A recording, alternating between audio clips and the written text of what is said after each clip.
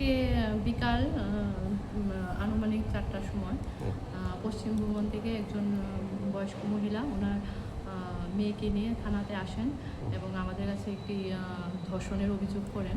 ওনার পার্শ্ববর্তী একজন বয়স্ক লোক ওনাদের বাড়ির সবাই অনুপস্থিতিতে ওনার মেয়েকে যে মানসিক ভারসাম্যহীন মেয়েটিকে ধর্ষণ করে। তো ওই অভিযোগ মূলে আমরা একটি কেস আজকে মামলা নথিভুক্ত করি এবং যথারীতি আমরা ওসি রামনগর আউটপোস্টের সহযোগিতার মাধ্যমে আমরা তাকে ধরতে সাকসেস হই এবং আপাতত সে এখন আমাদের হেফাজতেই আছে। আপনাদের তদন্তে কি বেরিয়ে আসছে?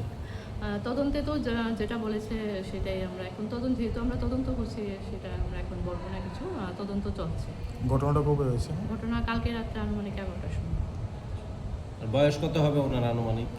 মেয়েটিও প্রাপ্তবয়স্ক আর লোকটিও আসামি, যিনি আসামি উনিও বয়স্ক লোক। আচ্ছা, এই ঘটনার দোষী সাব্যস্ত হলে কত বছরের জেল হতে পারে?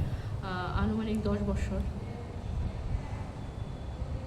মেন্টালি ডিসেবল থাকা যারা, তাদের জন্য কি আলাদা কোনো আইনের ফ্যাসিলিটি আছে?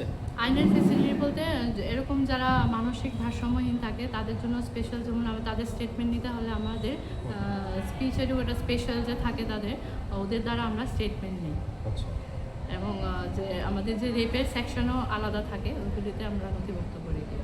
আচ্ছা, এই মোতাবেক কি ওনার 10 বছরই সাজা নাকি আরো বেশিও হতে পারে? 10 বছর, হ্যাঁ বেশিও হতে পারে। আইনগতভাবে এই সমস্ত অপরাধীদের কোনো পেনাল্টি হয়? হ্যাঁ হয়। আনুমানিক তো 10 বছর হতে পারে এবং সর্বোচ্চ আপনার লাইফ টাইম হতে পারে। আজকে এটা কি ধারায় মামলা নেওয়া হয়েছে?